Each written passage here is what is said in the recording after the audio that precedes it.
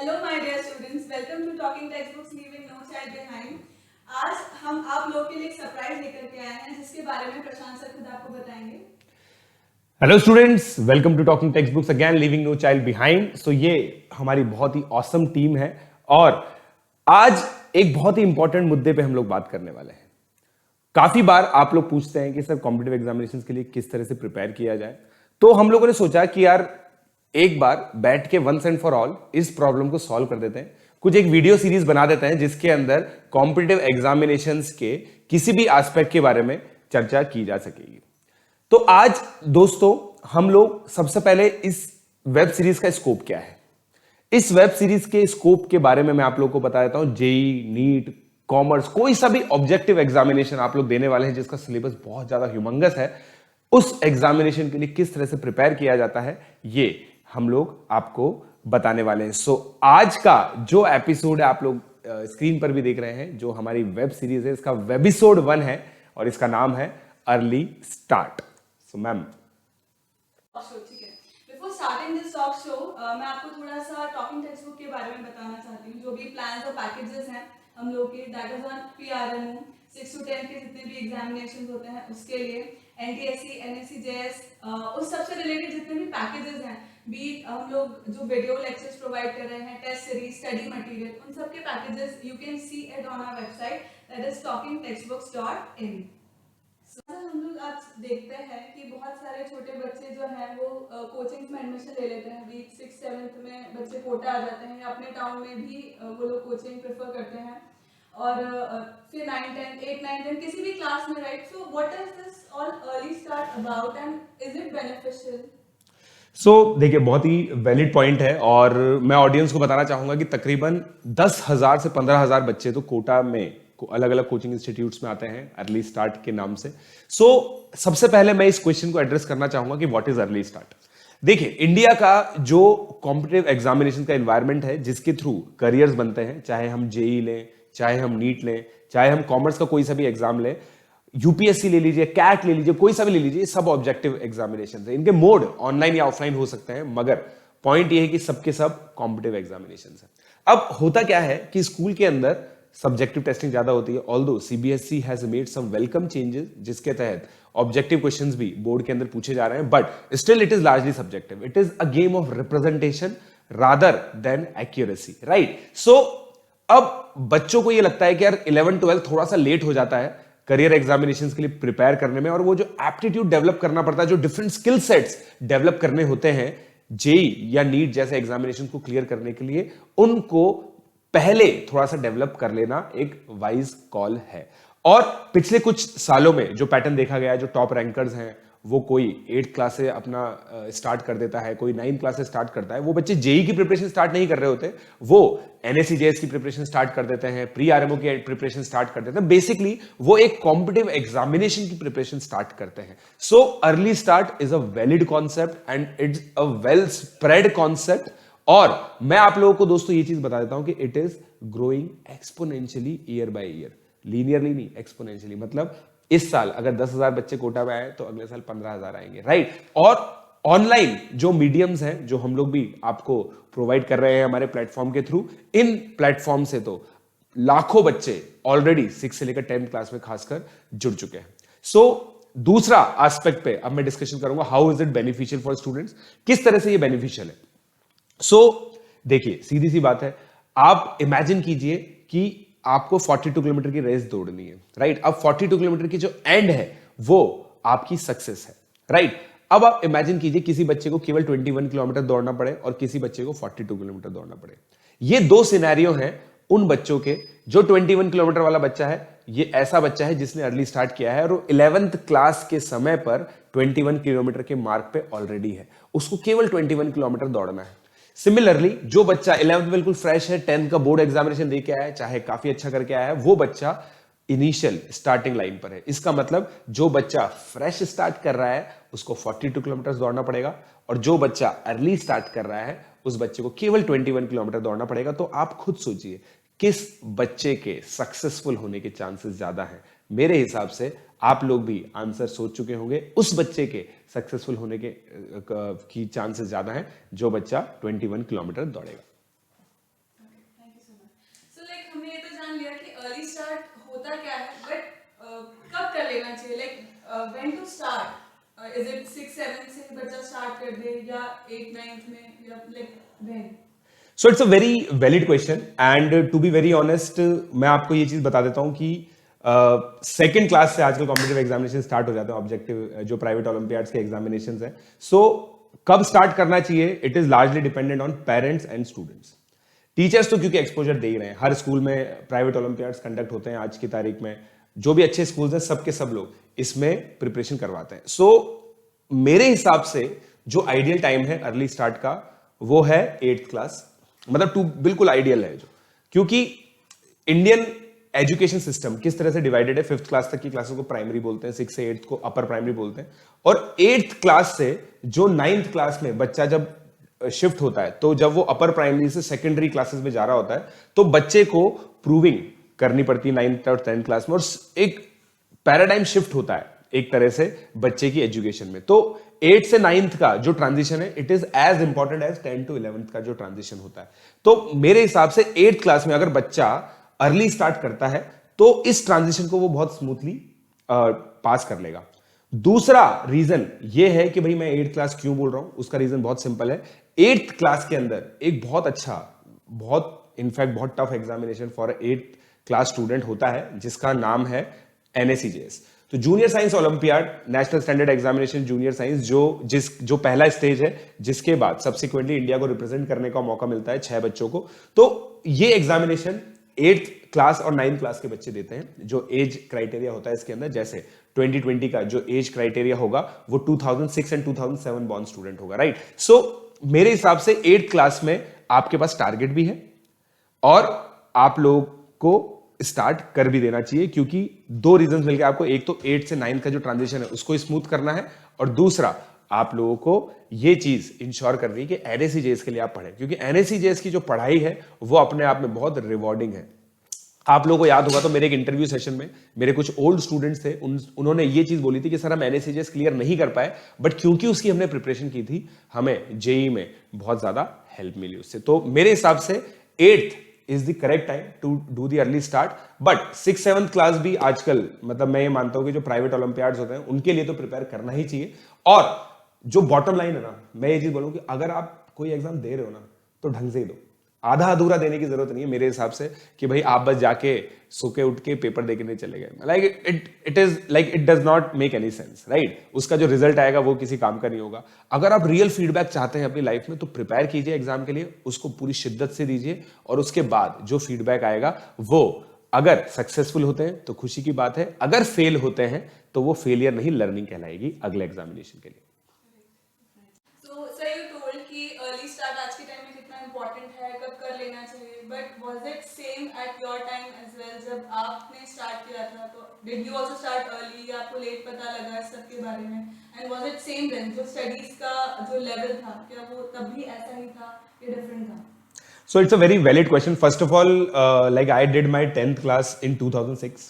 So 10th class के अंदर मैंने NTSC के लिए प्रिपेयर किया था. 2 years का मैंने प्रिपरेशन किया था. एक काफी अच्छा कोचिंग इंस्टीट्यूट हुआ करता था हमारे टाइम पे यहाँ पे, although it is not existing any more, but then उस समय वो बहुत अच्छा माना जाता था. डिफरेंट स्कूल्स के स्टूडेंट्स वहां पे आते थे, और मैंने NTSC के लिए प्रिपरेशन किया, और वो 2 जो साल थे 9th और 10th क्लास के अंदर, जितनी मैं गलतियां कर सकता था ना मैंने सारी कर ली. जैसे मैंने नोट्स कभी नहीं बनाए, मैंने कभी होमवर्क्स नहीं किए, उसके अलावा क्लासेस तो देखियो मैं रेगुलरली जाता था, क्योंकि मम्मी पापा घर से बाहर भेज देते थे कि भाई बेटा जाओ अब जी लो अपनी जिंदगी, तो हम क्लास लेने जाते थे, ठीक है. और देखो यार, एक कोचिंग का एक अलग चार्म होता है, ठीक है, कि भाई नए लोग मिलते हैं और अलग अलग स्कूल्स के बच्चे मिलते हैं, तो एक एक्साइटमेंट तो होता ही है. तो उस एक्साइटमेंट के चक्कर में भी क्लासेस तो रेगुलरली जाते थे, टेस्ट देते थे, बट होमवर्क, रिवीजन, इन सब चीजों के बारे में कुछ नहीं पता था. बस हमें ये पता था यार, जैसे स्कूल में होता है कि भाई सुबह 4 बजे उठना है, पढ़ना है, फिर क्योंकि मैं जैन हूं तो नवकार मंत्र बोलना है और एग्जाम देके आना है, ठीक है. तो इस तरह की बातें मैं तो यही सब चीजें करता था. 9-10 क्लास के अंदर ये किया, ठीक है. अब बट इससे बेनिफिट क्या हुआ कि जो मैं रिजल्ट डिजर्व करता था वो मुझे नहीं मिला, और ऐसा होना भी चाहिए था. मतलब जिस हिमाक्स जिस चीज मतलब जिस हिसाब से मेरा दिमाग बना हुआ है या फिर किसी भी पर्सन का बनता है, तो जो एक पोटेंशियल होता है वो पोटेंशियल मैं अचीव नहीं कर पाया, और पोटेंशियल अचीव ना करने की वजह से मुझे ये रियलाइज हो गया कि यार मुझे कुछ बेटर करना है। देन 11th क्लास में जो भी टीचर्स बोलते थे ना, मुझे ये रियलाइज हुआ कि यार ये मिस्टेक्स मैं कर चुका हूं ऑलरेडी, तो अब नहीं करनी। अब आप इमेजिन कीजिए कि कोई बच्चा है 11th क्लास में आता है, ये सारी मिस्टेक होंगी, एक बार तो पक्का है कि होंगी ही होंगी, तो वो मिस्टेक स्टूडेंट 11th क्लास में करेगा, 12th क्लास में करेगा, तो इवेंचुअली होगा क्या कि जो गलती मैंने 9 10 में की 11 12 में नहीं दोहराई, वही गलती बच्चे 11 12 में करेंगे, और नहीं दोहराने का तो चांस ही नहीं मिलेगा, तो रिजल्ट उस वजह से खराब हो जाता है। तो मेरे हिसाब से यह है कि अर्ली स्टार्ट करना जरूरी है, मैंने खुद ने भी की थी, और 9 10th क्लास की जो मेरी प्रिपरेशन थी एनटीएससी एग्जामिनेशन की, मैंने एनटीएससी क्वालिफाई भी किया, तो वो जो एनटीएससी की प्रिपरेशन थी, it helped me a lot in giving me an early boost for JEE preparation. और एक और चीज जो आपने इसके अंदर लिखी है कि क्या उस समय से लेकर अभी तक समय तक कुछ चेंज हुआ है। पहली बात तो अभी बहुत सारे और कॉम्पिटिटिव एग्जामिनेशंस आ गए हैं गवर्नमेंट द्वारा ही, एनटीएससी हमारे टाइम पे भी होता था, एनएससी जेएस और प्री आरएमओ, ये 2 एग्जामिनेशंस हैं जो 8 9 10th क्लास के बच्चे आजकल करते हैं। तो ये एक बहुत अच्छी चीज हो गई है, जो बच्चों का सब ज्यादा अवेयरनेस है, ज्यादा अपॉर्चुनिटीज हैं, और उसी हिसाब से ज्यादा मीडियम्स भी हैं प्रिपरेशन के, तो ये चीज चेंज हुई है। तो हम लोग आजकल देखते हैं कि स्टूडेंट्स जो हैं स्कूल्स में जो भी एग्जामिनेशन हो रहे होते हैं या ओलंपियाड के जो एग्जामिनेशन होते हैं वो सब मैथ साइंस ओरिएंटेड रहते हैं, बट जैसे लैंग्वेजेस हुई इंग्लिश या हिंदी इस पे बेस्ड नहीं होते हैं, आगे जाकर भी कहीं ना कहीं बच्चों को प्रॉब्लम फेस होती है। So what you have to say about that? So अब जो क्वेश्चन है ना वो मतलब काफी वैलिड क्वेश्चन है। पहली बात तो कि प्रोफेशनल करियर में बहुत दिक्कत होती है, like I myself have face this issue. So मैं एक सूडो इंग्लिश मीडियम स्कूल में पढ़ता था, ठीक है, जो जहाँ पे इंग्लिश की टीचर भी हिंदी में ही पढ़ाती थी, ठीक है। तो मुझे जो प्रॉब्लम होती थी वो ये थी कि जब मैं आईआईटी पहुंचा, मेरी मैथ साइंस बहुत अच्छी थी, एप्टीट्यूड टेस्ट में हमेशा क्लियर कर लेता था, मगर जो इंटर्नशिप के इंटरव्यूज होते थे I use to not crack it, ठीक है। और क्या होता था कि वो लोग मुझसे इंग्लिश में क्वेश्चन पूछते थे। अब ये देखो यार, मतलब ये हमें सिखाया गया है कि जिस भाषा में प्रश्न पूछा जाए उसी भाषा में आंसर देना चाहिए, तो हम भी कोशिश करते थे, और उसमें ग्रामर तो होती नहीं थी, समझ रहे हैं आप, तो बिल्कुल ही मतलब पता चल जाता था कि भाई ये कहां से है। और जनरली जिन प्रोफाइल्स के लिए आईआईटीज में रिक्रूटमेंट होता है, प्लेसमेंट होता है, दे वांट देयर रिप्रेजेंटेटिव, क्योंकि अगर मैं वहां पे जॉब करूंगा तो मैं उनका रिप्रेजेंटेटिव होऊंगा, they want their representatives to be presentable, and presentation में पर्सनालिटी अपना रोल प्ले करती है, but then interpersonal skills are very much important, right. So early start में बहुत सारे बच्चों का बस ये होता है कि सर 9th में 11th की फिजिक्स पढ़ लेते हैं, 10th में फिजिक्स ओलंपियाड कर लेंगे, ये सब चीजें कर लेंगे, इसका हो गया, इससे आईआईटी हो जाएगा, हो भी सकता है। बट लैंग्वेजेस डेवलप करने के मल्टीपल रीजन है। एक मैं ऑलरेडी बता चुका हूं कि professionally it will help. Second, एक एग्जाम के बारे में बताता हूं मैं, जेई एडवांस एग्जाम की जो सबसे यूनिक फीचर है, वो यूनिक फीचर ये है कि वो प्रॉब्लम्स को, इजी प्रॉब्लम्स को भी इतनी डिफिकल्ट इंग्लिश में देंगे कि बच्चा कंफ्यूज हो जाएगा, ठीक है। तो अब ये बहुत इंपॉर्टेंट एस्पेक्ट है, जिस बच्चे की इंग्लिश में पकड़ बहुत अच्छी होती है वो उस क्वेश्चन को बहुत अच्छे से रीड आउट कर लेता है। आप लोग बहुत अच्छे से ये पैटर्न देखेंगे कि जो बच्चे जेई में टॉप में आते हैं वो काफी अच्छे स्कूल्स के होते हैं जहां पे इंग्लिश की बहुत अच्छी प्रिपरेशन कराई जाती है। ये एक पैटर्न है। 2019 का अगर मैं जेई एडवांस का पेपर देखूं, जो कि कहा जाता है कि भाई जेई एडवांस के इतिहास का, एडवांस मतलब जो 2013 से जेई एडवांस होने लगा है, तब से लेकर अभी तक का सबसे डिफिकल्ट और लेंदी पेपर था। उस पेपर में भी एक बच्चे के 90 से ऊपर परसेंट आए और उसकी फर्स्ट रैंक आई। उसकी इंग्लिश भी बहुत अच्छी है, मुंबई का था वो बच्चा। तो मेरे हिसाब से इंग्लिश डेवलप करना मैंडेटरी है and it is part of early start. तो लैंग्वेज पे बहुत अच्छे से जोर डालना चाहिए, पेरेंट को भी, स्टूडेंट को, खुद को भी और टीचर्स को भी, क्योंकि इंग्लिश बहुत इंपॉर्टेंट है। क्वेश्चंस ही अगर ढंग से रीड नहीं कर पाएंगे, क्वेश्चंस ही अगर ढंग से समझ नहीं पाएंगे, तो मुझे लगता है कि एग्जाम में आपके क्वेश्चंस इनकरेक्ट होने के चांसेस काफी ज्यादा है।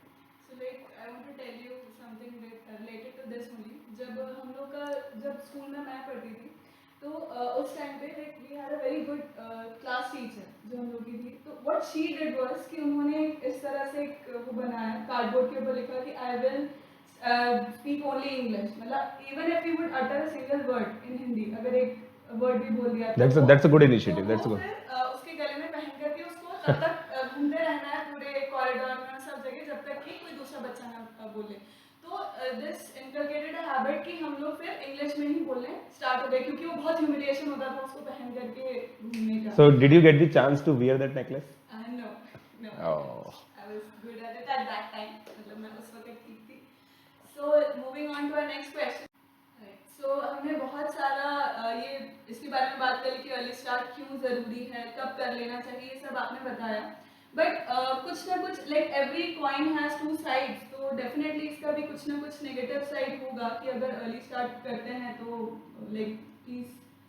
या बिल्कुल बिल्कुल सही चीज़ है ये। देखिए अर्ली स्टार्ट के बहुत मल्टीपल नुकसान है।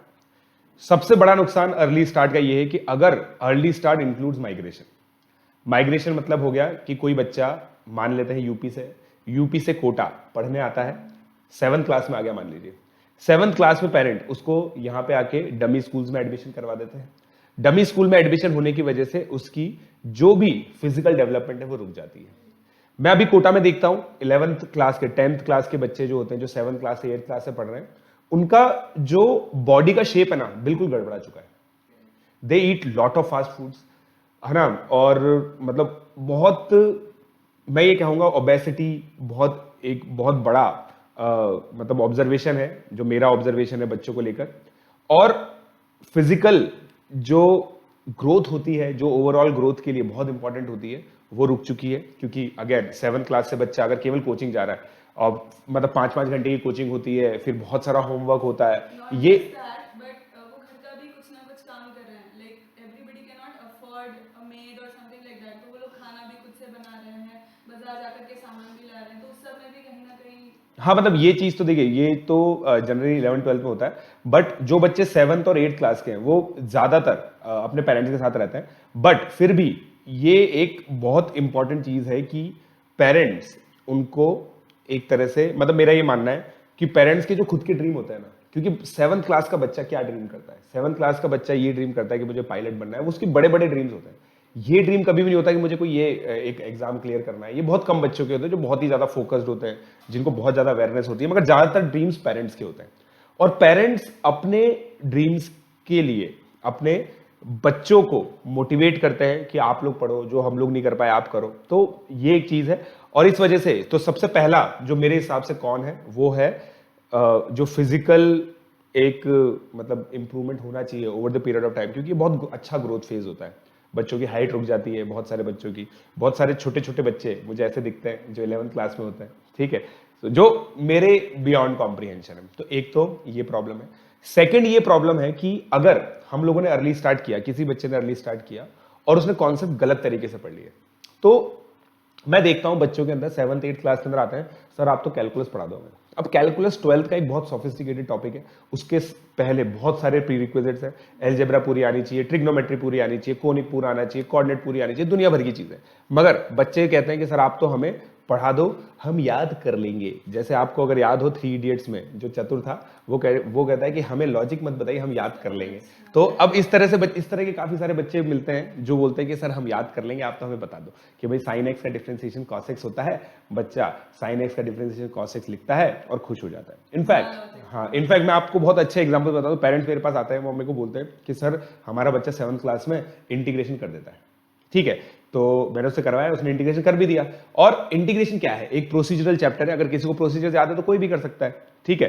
तो इनफैक्ट आप मानेंगे नहीं, मेरी भतीजी है जो 2nd क्लास में है, उसको मैंने एक प्रोसीजर बताया कि भाई ऐसे ऐसे करने से ये आता है, वो भी इंटीग्रेशन करना सीख गई। But it does not mean anything, right. इसका मतलब ये नहीं कि बच्चे को इंटीग्रल कैलकुलस आ गई, क्योंकि उसका बेस जो है डिफरेंशियल कैलकुलस, उसका जो बेस है फंक्शन एंड आईटीएफ, वो कुछ भी चीजें बच्चों को क्लियर नहीं होती है। तो मेरे हिसाब से बच्चे क्या है, जो एक फन ऑफ लर्निंग है उसको मिस कर देते हैं, पहली बात तो। दूसरा, जो एक स्टेप बाय स्टेप लर्निंग होती है उसको भी मिस कर देते हैं। और जब स्टेप मिस होते हैं तो कभी कभी वो जंप ग्लोरियस होता है, मगर ज्यादातर वो जंप फॉल में ही मतलब रिजल्ट करता है। तो मेरे हिसाब से ये कुछ कॉन्स हैं जिनको बहुत ध्यान से समझने की जरूरत है।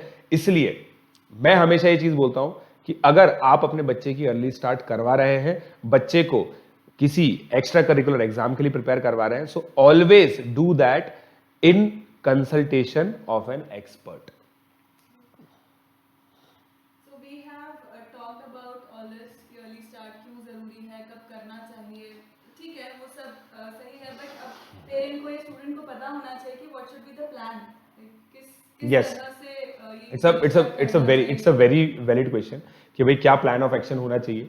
और देखिए मतलब मुझसे काफी ज्यादा पूछा जा चुका, पिछले 5 साल से मैं 6 से लेकर 10th क्लास के डिवीजन को डील कर रहा हूँ अलग अलग इंस्टीट्यूट्स के साथ, और मतलब कुछ आइडियाज हैं जो पेरेंट्स को अच्छे लगते हैं, कुछ आइडियाज हैं जो अच्छे नहीं लगते हैं, बट स्टिल मेरी एक खुद की एक थॉट प्रोसेस है अर्ली स्टार्ट को लेके, और उस थॉट प्रोसेस के तहत मैं ये बताना चाहूंगा कि भाई सबसे पहले तो टारगेट क्लियर होना चाहिए।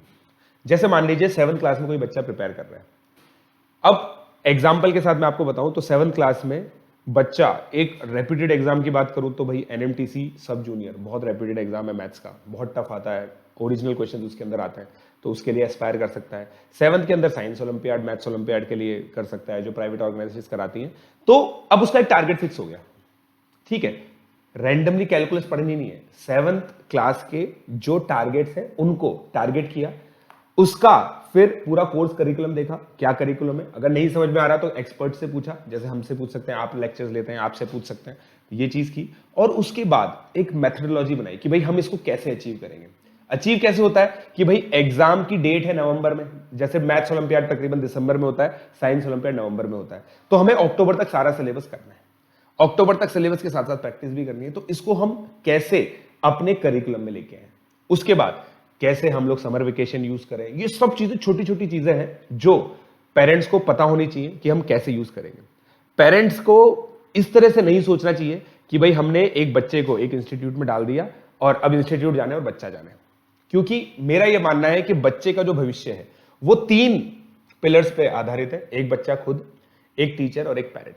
इन तीनों की जो स्ट्रेंथ होती है उसी पे डिपेंड करता है कि बच्चे की जो बिल्डिंग है करियर वाली वो कितनी ऊपर तक जाएगी, right. So having said that, मेरे हिसाब से प्लान यही होना चाहिए, have a fixed target, have fixed aims and objectives, fixed curriculum, and always have an expert too. Thank you so much sir, आपने बहुत सारे क्वेश्चन के आंसर दिया। आई होप कि जो हमारे व्यूअर्स हैं, पेरेंट्स, स्टूडेंट्स, उन सबको बहुत बेनिफिट मिलेगा इस सबसे। सो नेक्स्ट जो हमारा वीडियो आने वाला है that is on sorting the study material, जहाँ पर भी हमें आपके एक्सपर्ट एडवाइस की ज़रूरत होगी। सो एट द एंड अगर आप कुछ कंक्लूड करना चाहें इस पूरे वीडियो को। मैं पेरेंट्स को कुछ जो की टेक अवेज हैं वो बताना चाहता हूं। तो basically early start is a very good idea, first of all. Second, it should be very definite, मतलब आपके जो एम्स एंड ऑब्जेक्टिव्स है वो बहुत डेफिनेट होने चाहिए। You should have an expert to guide you through it, because it may be the case कि आप लोगों को वो चीज़ ना पता चले। बहुत सारे एक्सपर्ट्स मत रखिए, एक एक्सपर्ट पूरा मार्केट में आप छानिए कि कौन है जो आपको हेल्प कर सकता है, and then just grab that one mentor, right. तो ये बहुत इंपॉर्टेंट है। और फिफ्थ ये है कि बच्चों पे एक्स्ट्रा प्रेशर किसी को भी नहीं डालना है। At the end of the day it is the student who will be doing everything, right. हमें दूर से बहुत इजी लगेंगी चीजें, मैं देखता हूं पेरेंट्स को, पेरेंट्स बोलते हैं कि ये इतना सही तो है, ये चीज तेरे को समझ में नहीं आ रही। मैं ये मानता हूं कि वो पेरेंट्स भी जब बच्चे थे ना उनको भी समझ में नहीं आती थी, ठीक है। तो इट इज अ रियलिटी। तो इस चीज को ड्यू रेस्पेक्ट दे कि वो बच्चा है, और बच्चा अगर बचपना नहीं करेगा तो कौन करेगा, राइट। सो इसी बिलीव के साथ मैं बस ये कहना चाहूंगा, early start is good, but there are some cautions which are to be taken. Thank you.